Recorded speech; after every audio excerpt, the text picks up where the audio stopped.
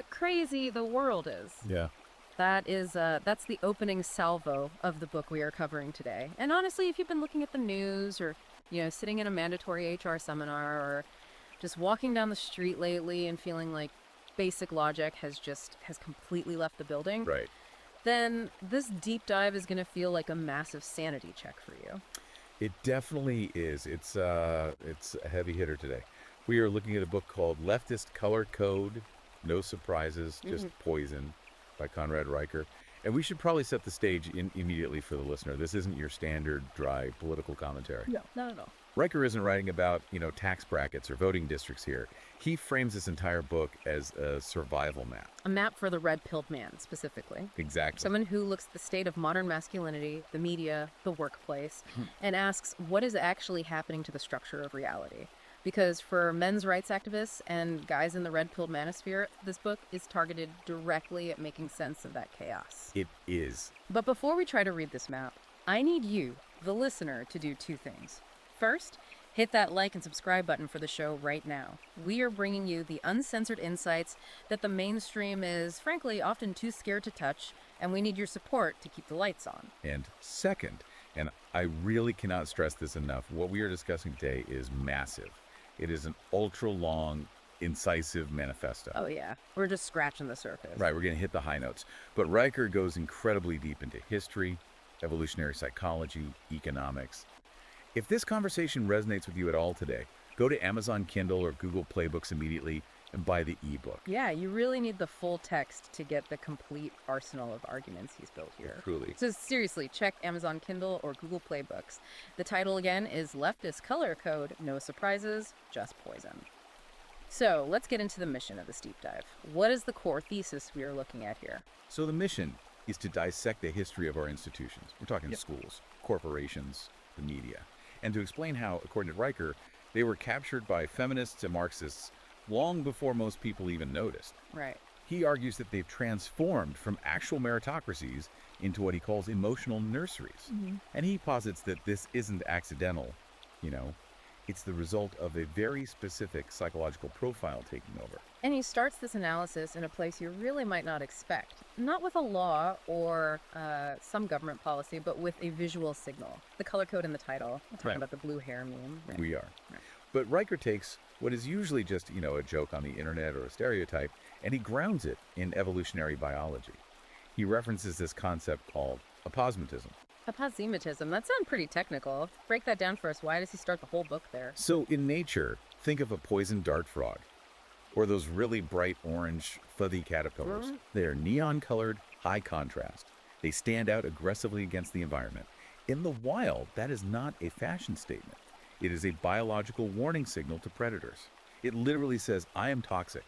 If you engage with me, you will regret it. So it's essentially truth in advertising, like stay away, I'm dangerous. Exactly. And Riker argues that the blue hair phenomenon, or the septum piercings, the really aggressive aesthetic choices often seen in modern left-wing activist circles, he says that is the human version of aposematism. Wow. He argues it is a biological signal of emotional dysregulation. It's a way of broadcasting toxicity before a single word is even spoken. That is a pretty intense claim. So he's saying it's not just youthful rebellion or style choice, but a literal subconscious warning label. That's his argument. He says it signals a total rejection of the natural order. But this visual signal is just the surface level. The core of the book, the real foundation, is about why this is happening. And to explain that, Riker introduces a concept he calls the maternal archetype gone feral. Gone feral. I mean, that implies something natural that has basically gone wrong, because usually the maternal instinct is a good thing, right? It's how we survive. Ideally, yes, it's essential. Riker starts from the premise that the drive to nurture is a fundamental biological instinct in women. It's necessary for the survival of the species. But, he argues, we are living in a society where actual motherhood is often delayed, completely rejected, or even demonized by modern feminists as oppressive. Okay, but biology doesn't just, switch off because of a cultural trend or because you're on a corporate career path. Precisely. That's his exact point. Riker argues that energy has to go somewhere. It metastasizes. Instead of nurturing a child, that incredibly powerful instinct gets projected onto society at large. Right. And this is where it gets highly political. Because if you view the whole world through this feral maternal lens, He says you split humanity into two strict categories. And what are those two categories? Category 1 is helpless infants. These are marginalized groups, the poor, basically anyone the state deems oppressed. In this worldview, they are literal infants who can do absolutely no wrong and need total, uncompromising protection. Okay. And category 2? Evil predators. Let me guess. In this framework, that usually means competent men. Anyone who is independent. Anyone who doesn't need the state or the metaphorical mother to survive. Riker argues that in this feral worldview, male competence is actually terrifying because it can't be coddled. Right, you can't baby a self-reliant man. Exactly. So the feral mother state has to pathologize that independence.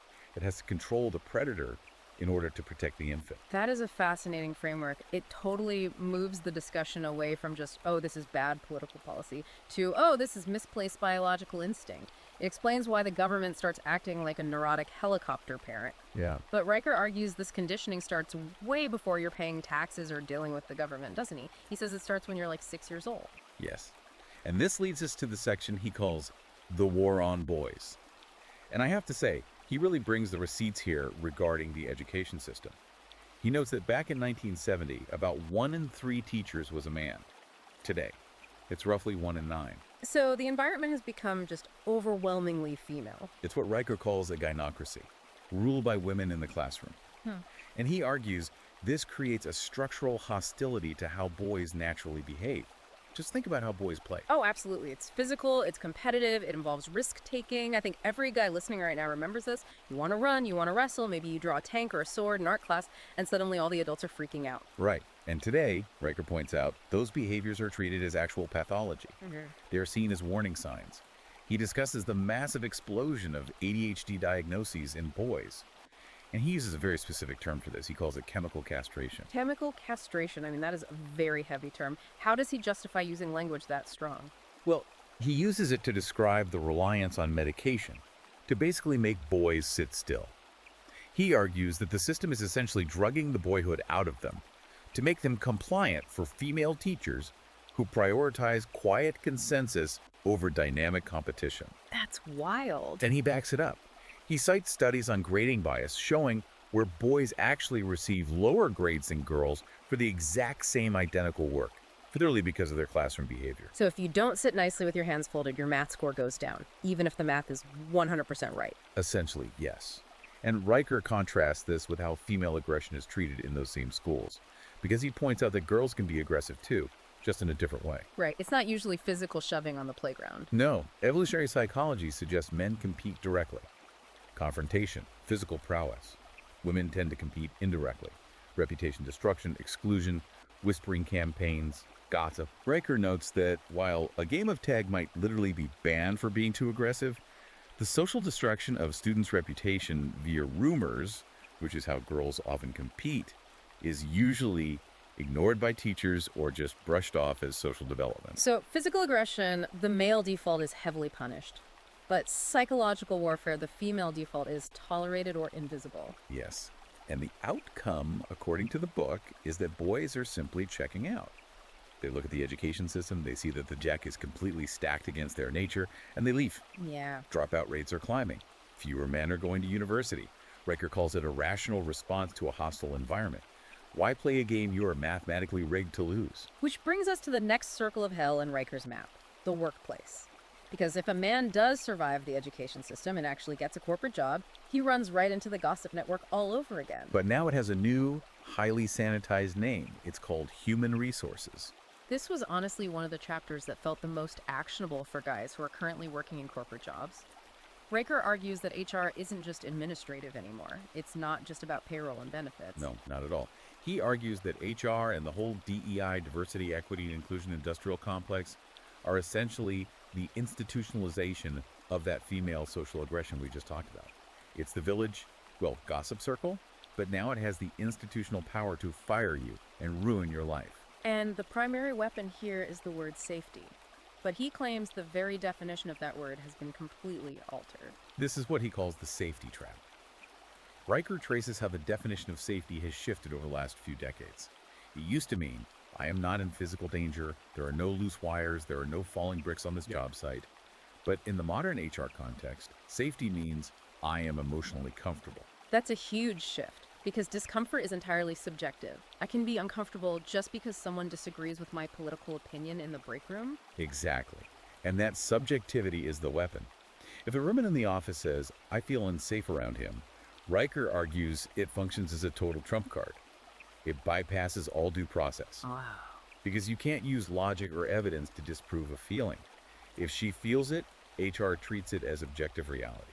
It reminds me of the Believe All Women slogan that he critiques so heavily in the text. Oh, Riker goes very hard on that. He argues believe all women is the literal death of evidence-based justice.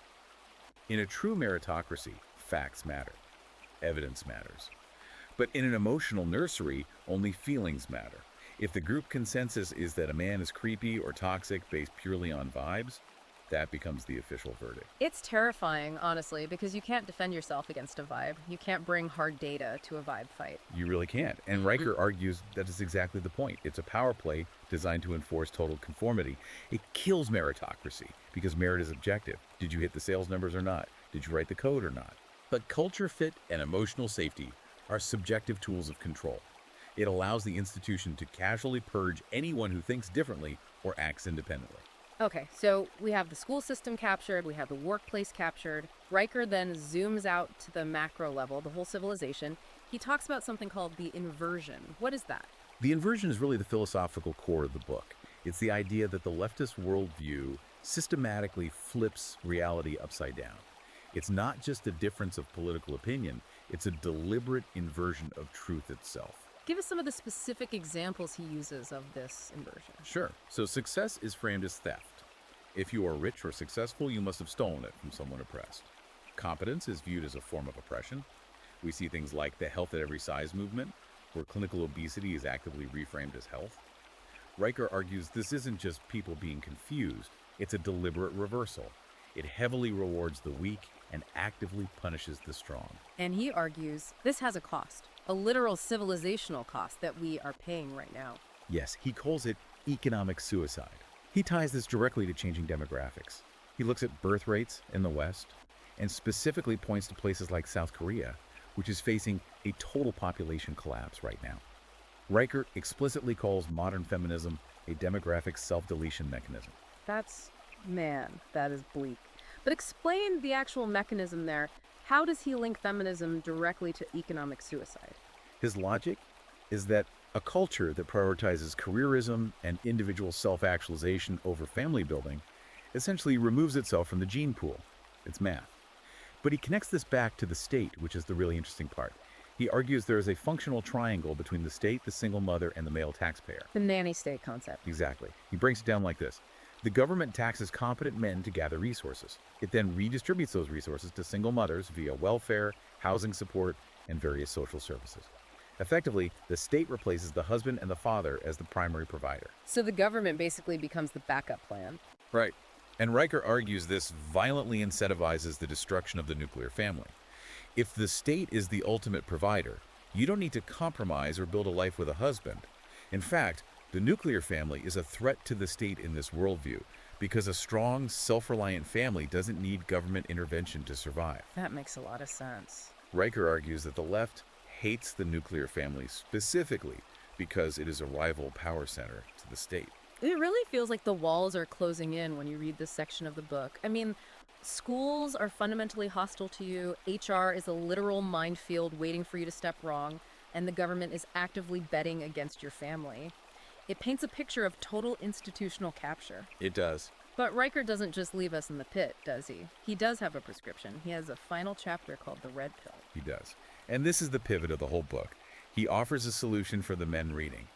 And it starts with something that sounds remarkably simple. Stop apologizing. Stop apologizing. That sounds easy on paper, but in this current climate, where everyone is constantly being forced to apologize for their privilege or some microscopic toxic behavior, it's incredibly risky. It is risky. But Riker argues it's the only possible way to break the emotional nursery spell. He prescribes a total rejection of the premise that you are inherently broken or toxic just for being a man. He encourages men to relentlessly prioritize competence over compliance. He shares some really interesting anecdotes here about men leaving the white-collar corporate world entirely to do this. Yeah, this is a very compelling part of the book for me. He talks about men exiting those suffocating, HR-driven environments to return to the physical world, getting into welding, construction, agriculture, blacksmithing. Why the physical world, though? Why does he put so much emphasis on manual labor or building physical things? Because the physical world simply does not care about your feelings. Yeah. If you weld a joint poorly, the pipe breaks. Gravity is the ultimate unforgiving meritocracy. You cannot cancel a brick wall because it fell on you. Right, the wall doesn't care about your pronouns. Exactly. Riker argues that men find true brotherhood and sanity in shared hardship and objective competence. It's basically a move from the world of words to the world of things, escaping that whole linguistic trap the left has built. Precisely. And he contrasts this building of things with the dopamine hit of modern victimhood. We've all seen the crying videos on TikTok or people trauma dumping online. Riker calls that an addiction. Because in the current system, being a victim gets you attention, it gets you validation, and it gets you resources. It feels really good in the short term. So it's incredibly tempting to just play that game, to say, look how hurt I am, give me status. It is. But Riker says men need to actively choose stoicism instead. The quiet dignity of building a tangible legacy, raising strong sons, and being entirely self-reliant. He warns very strongly against performing your suffering for an audience. He also gives a pretty stark warning at the very end of the book. He doesn't think we can just vote our way out of this, does he? No. He is very, very clear on that point. He believes the capture of these institutions is way too deep. The universities, the mainstream media, the HR departments, they aren't going to be reformed from the inside. They're far too gone. His advice to men is to literally exit the nursery. Meaning what? Practically speaking. Build your own parallel networks. Start your own businesses that do not rely on corporate ad dollars or ESG scores. Homeschool your kids to keep them entirely out of the gynocracy of the public classroom. Riker is telling men the system is quite literally designed to break you. Don't try to negotiate with it. Just leave it behind and build something new on your own terms. You are the adults left in the room. Act like it. That's the main vibe I got from that final chapter. That is the core message. It's a massive call to absolute responsibility. He argues that Western civilization is being hollowed out by a collective refusal to grow up, a hatred of natural hierarchy and natural order. And it's up to competent men to keep the lights on, even if they get absolutely no credit for doing it. Man, that is a lot to process. It really reframes the last 10, 20 years of cultural shifts, not as a series of random, chaotic events, but as a cohesive color code, a highly predictable pattern. It entirely connects the dots. From the blue hair in the street protesting to the passive-aggressive memo in your corporate inbox, Riker argues it's all stemming from the exact same psychological rot. It's the same poison. And that leads us to the final thought that we want to leave you with today. It's a question built on Riker's work that really sticks with you. Yes. The question you have to ask yourself is this. If the entire system is actively designed to be hostile to your fundamental nature as a man, is your continued participation in it just a slow form of suicide? That is a brutal question. It is. And honestly, to add something to that for the listener to mull over, think about the very language you use every single day. If the emotional nursery controls the vocabulary words like safety, toxic, privilege, then every time you try to argue with them using their own words, you are already losing. You are feeding that feral archetype just by acknowledging its framework. That is deep. If you fight on their turf, you legitimize the turf. Exactly. So how do you speak entirely outside of their code? That is something every listener needs to figure out for themselves. Look, we have barely scratched the surface here today. Riker goes into the BPD spectrum. He talks about the abortion industrial complex. He gets into the gritty specifics of media possession. This deep dive was really just the appetizer. Yeah. If you want the full map to navigate this stuff, you have to read the book. So here is the plan for you guys. First, if you haven't already, hit like and subscribe to this podcast right now. We absolutely need your support to keep bringing you these uncensored deep dives into the stuff that matters. And then go to Amazon Kindle or Google Play Books right now. Open a new tab, search for Leftist Color Code. No surprises, just Poison by Conrad Riker. Buy the ebook. Read it. It is the kind of book that permanently changes how you see everything around you. It really is. And if you want to keep up with the author directly, you should absolutely follow him at Conrad Riker on Substack for his ongoing analysis. Wow. He is consistently putting out content that the mainstream definitely won't touch. Definitely worth a subscription over there. All right, thanks for listening, guys. Stay sharp, stay competent, and we'll catch you on the next deep dive.